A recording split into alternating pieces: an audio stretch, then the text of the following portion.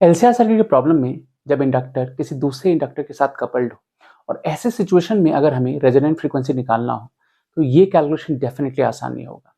इस वीडियो में हम लोग जे एडवांस 2026 का one of the toughest problem discuss करने जा रहे हैं जो इसी कॉन्सेप्ट पे बेस्ड है।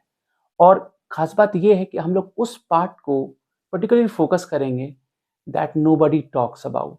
तो आइए समझते हैं कि प्रॉब्लम का सेटअप क्या है और इसको अप्रोच करने का सही तरीका क्या है।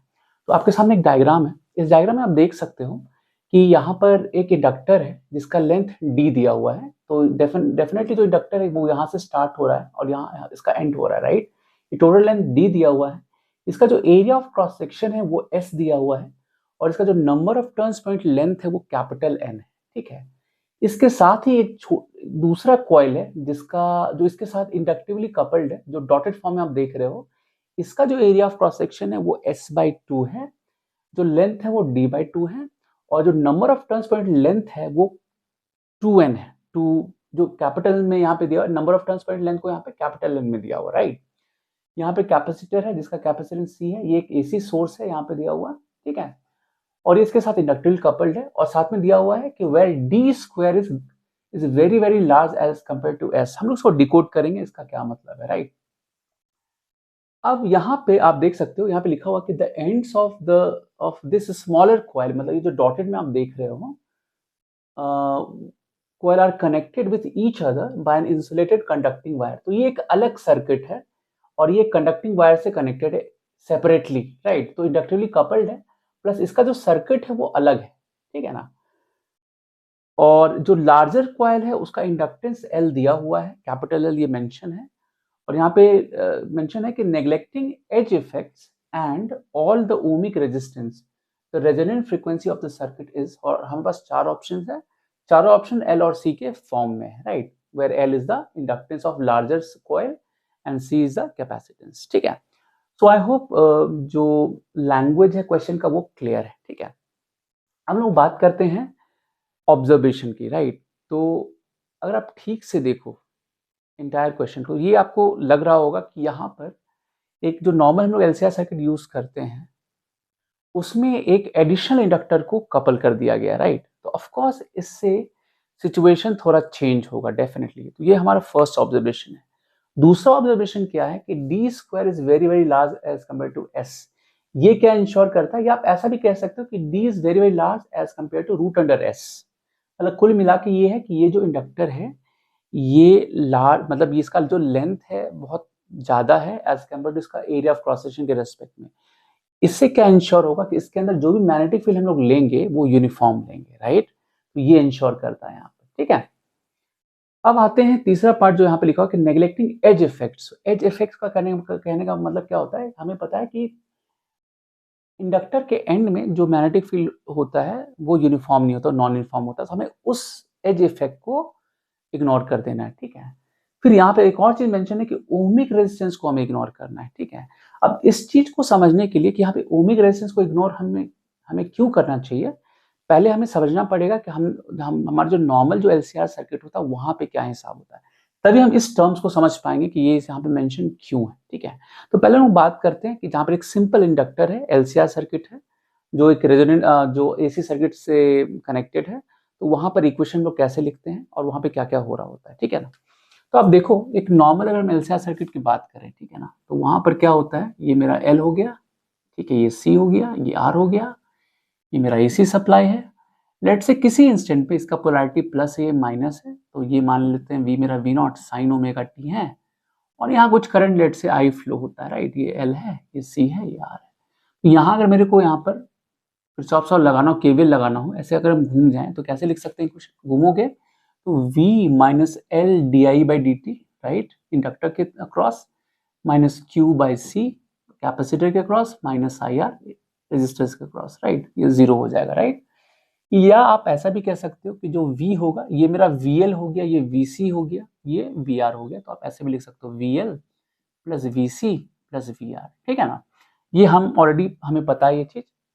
अब रेजोनेंस में क्या होता है, एट रेजोनेंस की बात करें हम, तो रेजोनेंस में जो इंडक्टर होता है और कैपेसिटर के क्रॉस जो वोल्टेज होता है वो ऑपोजिट फेज में होता है। मतलब VL मेरा माइनस VC के इक्वल होता है, जिसकी वजह से इस रेजोनेंस कंडीशन पे जो V होता है वो VR के इक्वल होता है, मतलब जो भी सप्लाइड वोल्टेज है वो पूरा का पूरा VR के क्रॉस आता है हमारा ये वैल्यू, ठीक है ना। और इस सिचुएशन में हम लोग जो करंट बोलते हैं, करंट का अगर हम पीक वैल्यू बोले तो वो हो जाएगा V0/R होता है, ठीक है ना। अब क्योंकि यहाँ पे लिखा हुआ है कि ओमिक रेजिस्टेंस को इग्नोर करना है, इसका मतलब ये हो गया कि अगर आप R को 10 to 0 करोगे, आप देखो ठीक से, अगर R मेरा 10 to 0 हो गया तो I0 10 to infinity हो जाएगा। और इसका ये भी मतलब हो गया कि VR मेरा IR है, तो अगर ये मेरा टर्म मेरा जीरो हो गया, R जीरो हो गया, तो ये ऑलमोस्ट V मेरा जीरो हो जाएगा, मतलब सप्लाइड वोल्टेज को ऑलमोस्ट जीरो लेना पड़ेगा।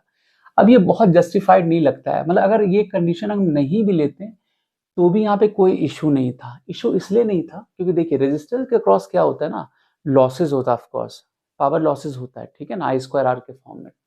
लेकिन क्योंकि हर एक साइकिल में जो लॉस होता है वो इससे काउंटर बैलेंस हो जाता है, जो AC वोल्टेज सप्लाई कर रहा है इससे काउंटर बैलेंस हो जाता है। तो यहाँ पर क्या होगा, जो ऑसिलेशन होगा स्टिल सस्टेन्ड होगा, इवन तो हमारे पास एक एनर्जी लूजिंग डिवाइस है बट स्टिल कांस्टेंट सप्लाई हो रहा है, तो यहाँ पर जो LC ऑसिलेशन है वो सस्टेन्ड होगा, ठीक है। But this is not the case for parallel circuit. अगर आप यहाँ पर देखो तो जो हमने यहाँ पे इसके पैरेलली लगाया है, ठीक है ना, जो दूसरा सर्किट है जिसका इंडक्टेंस जो है, मतलब वो कैलकुलेट करने कितना होगा जो इसके साथ कपल्ड है। तो अब यहाँ पर आप सोचो ये इंडक्टेंस हो गया, राइट, और इसका अगर रेजिस्टेंस आप इग्नोर नहीं करोगे तो ये बेसिकली एक LR सर्किट होगा और इसमें बाहर से कोई भी सप्लाइड वोल्टेज नहीं है। मतलब यहाँ से क्या होगा, अगर आप यहाँ के रेजिस्टेंस को इग्नोर नहीं करोगे तो यहाँ से जो लॉसेज होगा वो परमानेंट लॉसेज होगा। तो ये जो ऑसिलेशन होगा, कपल्ड जो ऑसिलेशन, ये जो हमने कपलिंग किया है, इसकी वजह से जो ऑसिलेशन होगा वो सस्टेन नहीं हो पाएगा क्योंकि यहाँ से लॉसेज हो रहा है।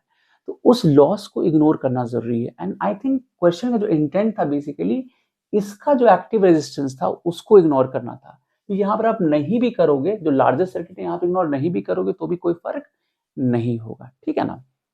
तो ये डेफिनेटली एक पॉइंट ऑफ ऑब्जर्वेशन है जिसकी तरफ किसी का ध्यान नहीं जाता है, तो हमें ये चीज ध्यान रखना है यहाँ पे, ठीक है ना। तो ऑफ कोर्स इसका मतलब हमें पता चलेगा कि जो ओमिक रेजिस्टेंस है उसको इन्होंने इग्नोर करने क्यों बोला है, ठीक है। अब हम लोग बात करते हैं, तो ये हमें पता है ऐसे सिचुएशन में जो ओमेगा होता है, रेजोनेंट फ्रीक्वेंसी होता है 1/√LC होता है, ठीक है ना। अब क्योंकि यहाँ पर ऐसा ये सिंपल सर्किट नहीं है, यहाँ पर बेसिकली दो इंडक्टर हैं और उनका आपस में म्यूचुअल इंटरेक्शन भी होगा जिसकी वजह से म्यूचुअल इंडक्टेंस को भी कंसिडर करना पड़ेगा, ठीक है ना। तो लेट्स से ये जो प्राइमरी सर्किट है उसको हम 1 बोलते हैं, दोनों को मैं अलग से बना ही देता हूँ। तो लेट्स से कि अगर ये जो प्राइमरी सर्किट है ना, जो प्राइमरी सर्किट है उसको मैं, है ना, उसको बोलता हूँ,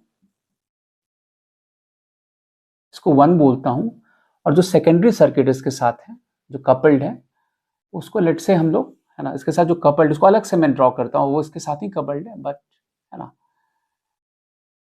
लेट्स से ये इसका हाफ लेंथ है, ये इसके साथ कपल्ड है, ठीक है ना, ये मान लीजिए इसके साथ कपल्ड है, इसको मैं ट्यूब कहता हूँ। तो ये मेरा प्राइमरी सर्किट हो गया, ये सेकेंडरी सर्किट होगा। किसी इंस्टेंट पे लेट्स से कि यहाँ पे कुछ करंट फ्लो हो रहा है, लेट्स से कि पोलैरिटी हम लेट्स से इसका इधर प्लस मान लेते हैं, इधर माइनस मान लेते हैं, राइट।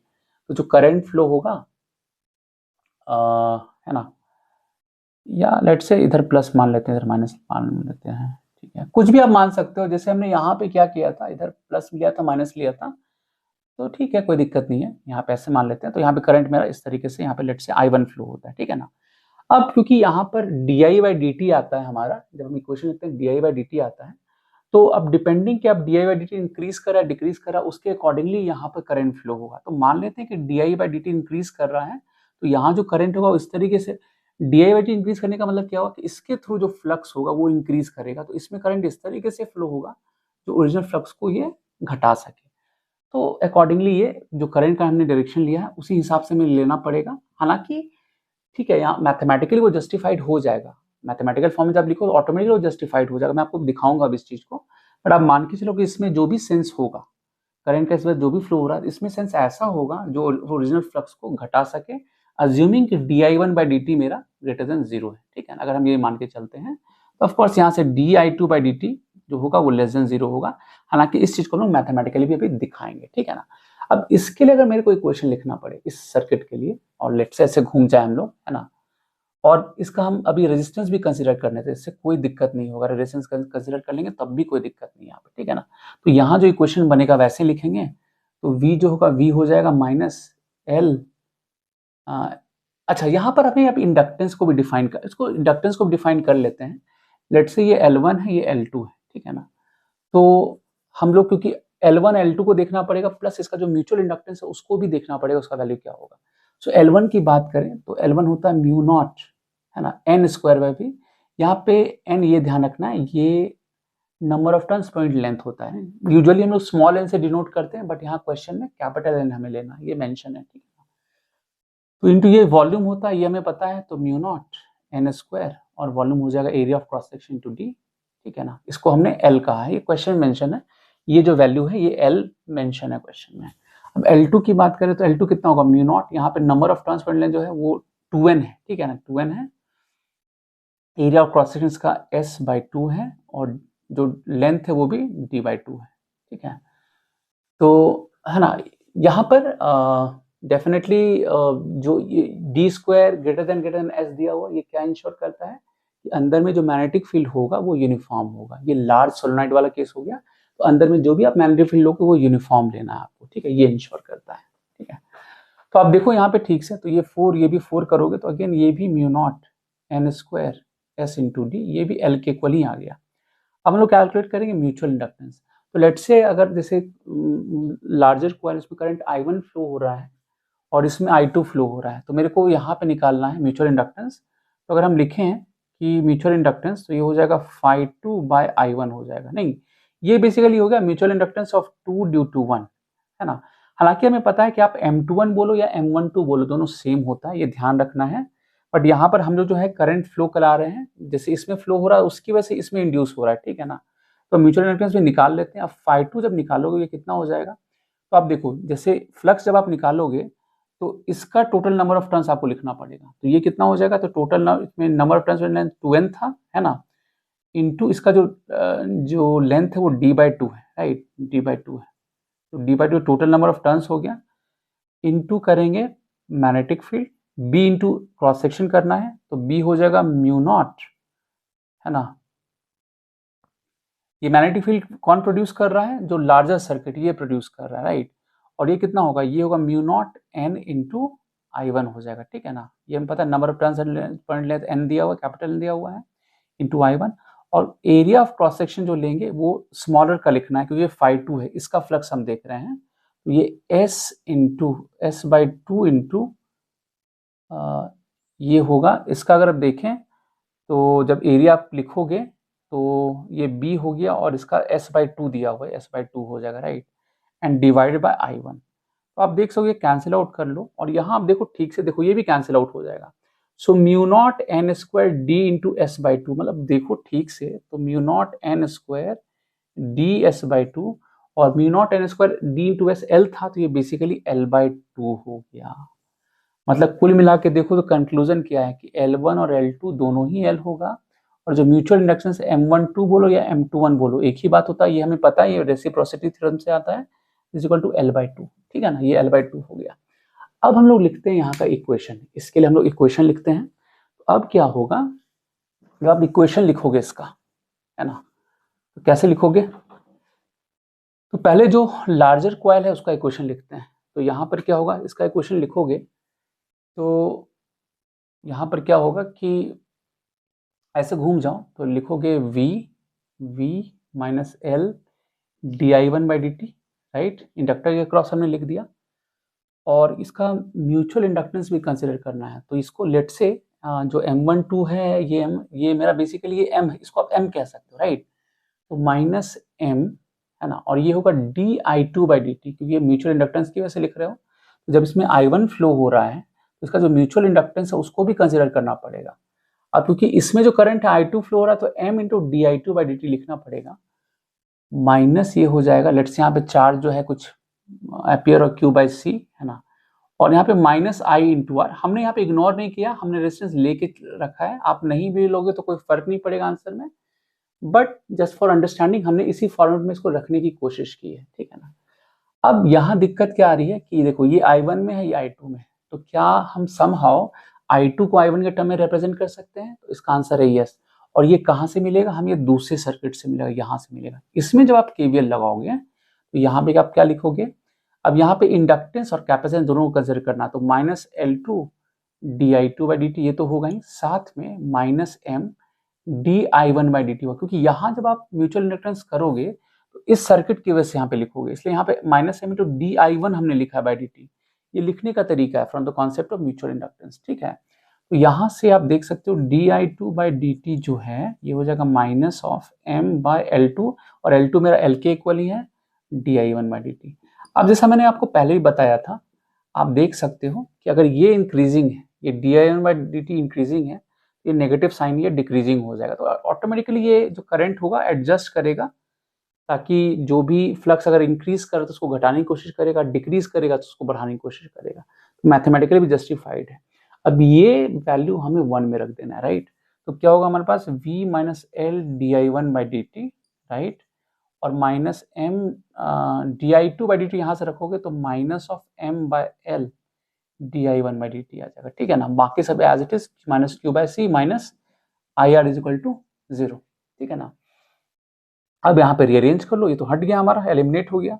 तो ठीक हमें इसी फॉर्मेट में लिखना है, राइट, इसी फॉर्मेट में लिखना है। तो माइनस L माइनस ये होगा M²/L, इसको कॉमन ले लो। देखो यहाँ पर ये माइनस है, ये माइनस प्लस होगा, तो आप ऐसे लिख सकते हो, right, di1/dt minus q/c minus IR = 0। अब इस इक्वेशन को, इसको आप कंपेयर करो। अब देखो ठीक से, यहाँ पर जो रोल I का था वही रोल यहाँ पे I1 का है, जो रोल यहाँ पे L का था वो रोल यहाँ पे L माइनस M²/L का है, राइट। तो यही मेरा L इक्विवेलेंट हो गया।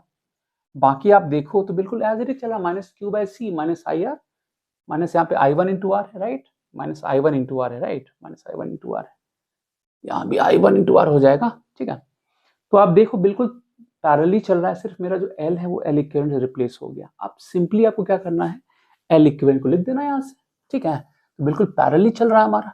तो आप देखोगे L इक्विवेलेंट, तो L इक्विवेलेंट कितना हो जाएगा यहाँ से, L इक्विवेलेंट आप देखो तो ये L माइनस M²/L है, सारा वैल्यू निकाल चुके हैं। L माइनस ये L/2 का होल स्क्वायर बाय L है, तो आप देख सकते हो 3L/4 हो गया। नहीं तो पहले हमारा जो फ्रीक्वेंसी था, एंगुलर फ्रीक्वेंसी, रेजोनेंट फ्रीक्वेंसी जो था, राइट, वो था कितना, पहले जो था हमारा ओमेगा जो था 1/√LC था। अब जो नया होगा, राइट, वो कितना हो जाए, रेजोनेंट फ्रीक्वेंसी, रेजोनेंट फ्रीक्वेंसी बोलें तो कितना होगा 1/√L इक्विवेलेंट × C। तो ये वैल्यू रख दो यहाँ पर, √3L/4 × C, तो ये ऊपर चला जाएगा, ये तो 2/√3 × L × C हो जाएगा, ठीक है ना। आप देख सकते हो जो रेजोनेंट फ्रीक्वेंसी है यहाँ से, ये कितना आ गया, 2/√3 टाइम्स LC। तो इसका जो करेक्ट आंसर होगा वो होगा ऑप्शन नंबर C, ठीक है। तो आपने नोटिस किया कि इस क्वेश्चन में बहुत सारा कॉन्सेप्ट था, राइट। LCR सर्किट तो था ही, बट कपल्ड था, ये एक दूसरा इंडक्टर के साथ कपल्ड था, और उसकी वजह से जो L इक्विवेलेंट हमने कैलकुलेट किया उसमें दोनों का इंडक्टेंस आया, दोनों ही इंडक्टर का इंडक्टेंस है, साथ में म्यूचुअल इंडक्टेंस का ही फैक्टर हुआ। बट अब देखो ठीक से, ये सब हमने डिराइव किया, जो फंडामेंटल मेरा LCR सर्किट है वहाँ से डिराइव किया।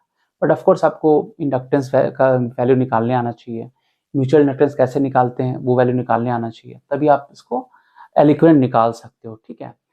प्लस हमने देखा कि जो लॉसेस दिया हुआ, ओमिक रेजिस्टेंस के जो लॉसेस, वो क्यों था दिया हुआ, वो किसके लिए इंटेंट था, राइट, और एज इफेक्ट क्यों था यहाँ पर, जो d² is very very large as compare to s, ये क्यों दिया हुआ था, ठीक है। तो ऑफ कोर्स आप देखोगे तो बहुत सारा कॉन्सेप्ट था, and this was definitely one of the toughest question, क्योंकि एग्जामिनेशन सिचुएशन में इतना कुछ सोचना ये थोड़ा टफ काम है, right. So overall it was one of the toughest question and very conceptual one. इसको वही सॉल्व कर पाए होंगे जिनका कॉन्सेप्ट लेवल बहुत अच्छा होगा, because it was really really good question, ठीक है, जिसमें बहुत सारा कॉन्सेप्ट था और सोचने का तरीका भी बहुत इंपॉर्टेंट है, कैसे आप अप्रोच कर रहे हो, ठीक है, interesting. So that's all for this video. Next video में फिर मिलेंगे एक नए एक्साइटिंग कॉन्सेप्ट के साथ। Till then take care.